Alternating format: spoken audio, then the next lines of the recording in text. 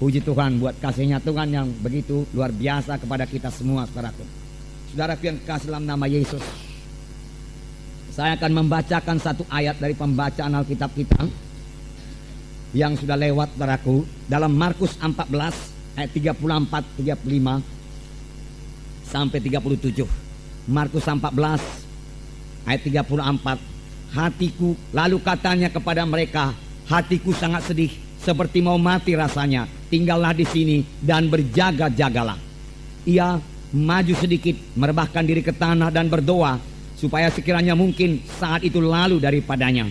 Katanya, ya Aba, ya Bapa, tidak ada yang mustahil bagimu. Ambillah cawan ini daripadaku, tetapi janganlah apa yang aku kehendaki, melainkan apa yang engkau kehendaki. Setelah itu ia datang kembali dan mendapati ketiganya sedang tidur. Dan ia berkata kepada Petrus, Simon, sedang tidurkah engkau? Tidakkah engkau sanggup berjaga-jaga 1 jam?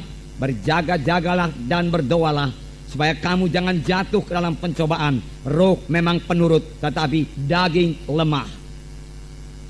Sekali lagi dalam ayat 37. Setelah itu ia datang kembali dan mendapati ketiganya sedang tidur. Dan ia berkata kepada Petrus, Simon, sedang tidurkah engkau? Tidakkah engkau sanggup berjaga-jaga 1 jam?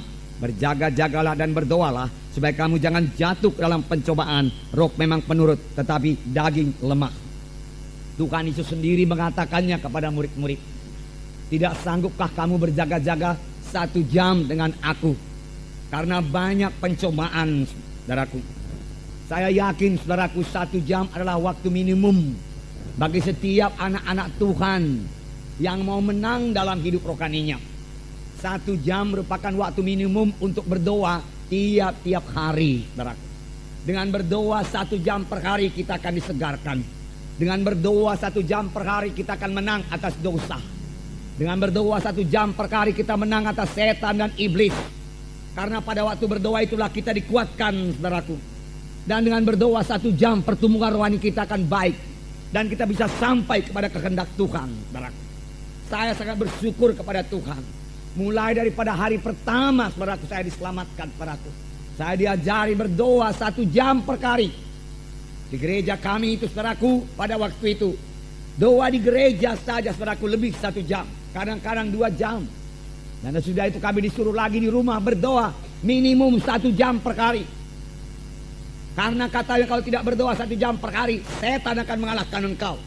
Karena takutnya pula saya kepada setan, saudaraku, dan pada waktu itu belum begitu mengerti mengenai mengusir setan. Dalam nama Yesus, saya pun, saudaraku, berpala-pala sekali untuk bisa berdoa 1 jam per hari. Dan kerap kali, saudaraku, saya berhasil, saudaraku, berdoa 1 jam per hari. Dan sekarang itu sudah menjadi satu kebiasaan dan membawa berkat, saudaraku, untuk berdoa 1 jam per hari. Bahkan sekarang ini, saudaraku, setelah kami berumah tangga, kami juga berdoa 1 jam per hari. Kalau hari kami berdoa bersama-sama, saudaraku, tentunya, saudaraku, kemenangan, sukacita, saudaraku, kami terima sebagai hasil daripada doa 1 jam per hari itu, saudaraku. Tuhan Yesus, seperti kita baca tadi, mengatakan hal ini di Taman Getsemani. Tidak sanggupkah kamu berdoa 1 jam? Dan berjaga-jaga dengan aku. Berjaga-jaga dan berdoalah, supaya kamu jangan jatuh ke dalam pencobaan. Saudaraku yang kasih dalam nama Yesus, pada waktu Tuhan mengatakan demikian ini, dia memang dalam pergumulan yang amat sangat. Pada waktu itu Tuhan Yesus, saudaraku, diserang oleh semua kekuatan iblis. Semua kekuatan neraka, saudaraku, dipusatkan kepada Yesus untuk mengalahkan Tuhan Yesus. Karena pada waktu itulah Tuhan Yesus, saudaraku, mengambil keputusan untuk menanggung dosa manusia ini. Nasib manusia ini pada waktu itu ditentukan oleh kemenangan Tuhan Yesus. Dan syukurlah, saudaraku, Tuhan Yesus menang, saudaraku, mengalahkan setan. Pada mulanya seolah-olah Tuhan Yesus enggan mengangkat dosa manusia. Sehingga Tuhan Yesus berdoa, Bapa, kalau boleh biarlah cawan ini lalu daripadaku, tapi bukan kehendakku, kehendakmu yang jadi. Apakah isi cawan itu, saudaraku? Cawan yang akan diminum Tuhan Yesus berisi semua dosa manusia yang harus ditanggung oleh Tuhan Yesus. Semua manusia sudah berdosa, saudaraku. Dan kalau manusia itu mau diselamatkan, harus ada seseorang yang tidak berdosa yang menanggung dosa manusia itu.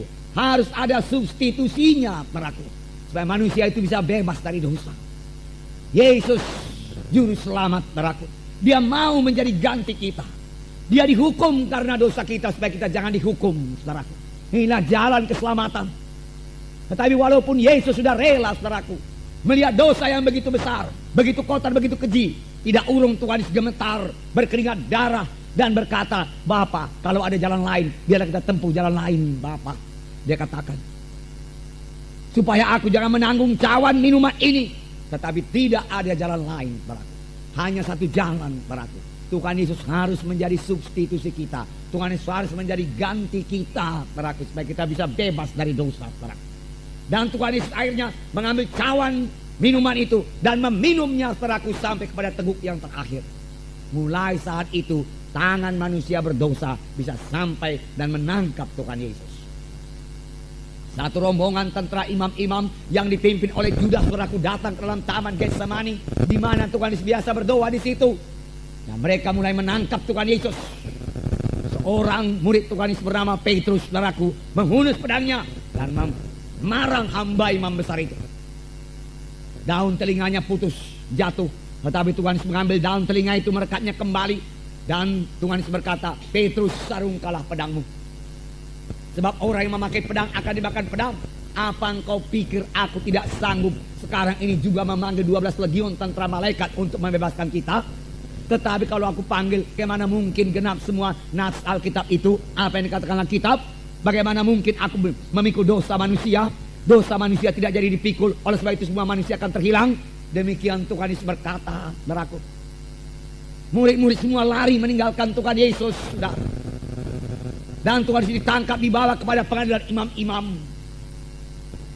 Dan mereka mulai mengadili Tuhan Yesus, saudaraku. Dan pada waktu itu juga Petrus menyangkal Tuhan Yesus 3 kali.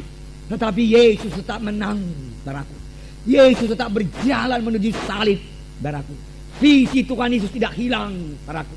Ini adalah sebagai akibat daripada doanya yang 3 jam di taman Getsemani itu, saudaraku. Dia tidak tergoncang, saudaraku, oleh begitu hebatnya serangan musuh, saudaraku.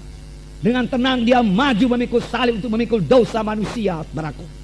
Saudara, ini adalah sebagai akibat daripada doa. 3 kali dia berdoa. Saya yakin masing-masing berdoa itu 1 jam, 3 jam di taman Getsemani, saudaraku.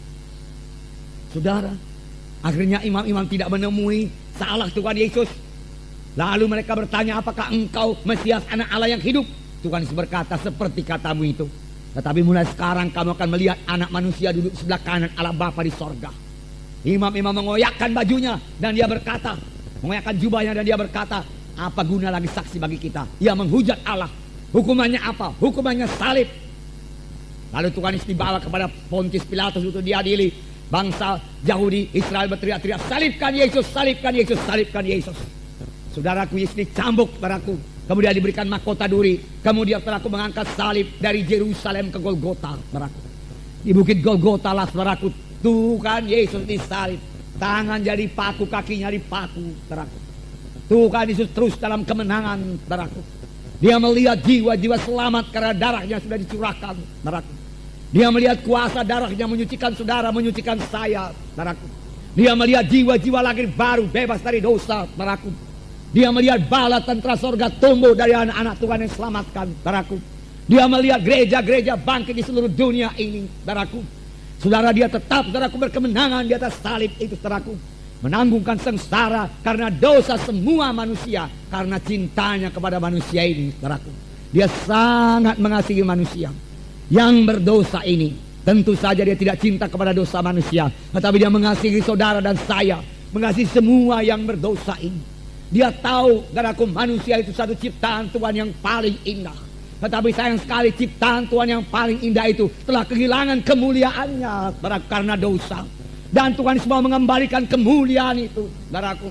Kalau saudara berjalan di luaran sana, saudara yang sudah lahir baru, saudara akan melihat begitu banyak manusia. Saudaraku, kalau saudara perhatikan, saudaraku, sebenarnya mereka telah kehilangan kemuliaan Allah. Dan mereka hidup dangkal saja, saudaraku. Tidak dalam hidup yang ditentukan Tuhan pada manusia ini, yaitu dalam persekutuan yang indah dengan Tuhan, saudaraku. Saudaraku, dari itu Tuhan Yesus rela memikul dosa manusia, rela menjadi substitusi kita ini, saudaraku, supaya kita ini kembali kepada kemuliaan Tuhan itu, saudaraku. Kita ini semua diciptakan mulia, saudaraku. Karena kita diciptakan atas peta dan gambar Tuhan, saudaraku. Indahlah kita ini di hadapan Tuhan, saudaraku. Tetapi dosa telah merusak manusia. Oleh sebab itu saudara-saudara, mari bebas dari dosa, saudaraku. Dosa itulah yang merusak saudara. Dosa itulah yang membuat saudara keberatan, gagal, saudaraku. Dosa itu memisahkan saudara dengan Tuhan. Dosa itu membawa saudara kepada hukuman yang kekal, neraka yang kekal. Dan Tuhan tidak menghendaki seorang pun binasa. Tuhan tidak menghendaki seorang pun ke neraka. Tetapi Tuhan menghendaki supaya kita semua sampai kepada pertobatan, sampai kepada hidup yang kekal. Untuk itu Yesus rela disalib, saudaraku. Untuk itu Yesus, saudaraku, buku Ibrani mengatakan mengangkat salib, menanggung sengsara, supaya hidup kita ini berubah sungguh-sungguh, saudaraku.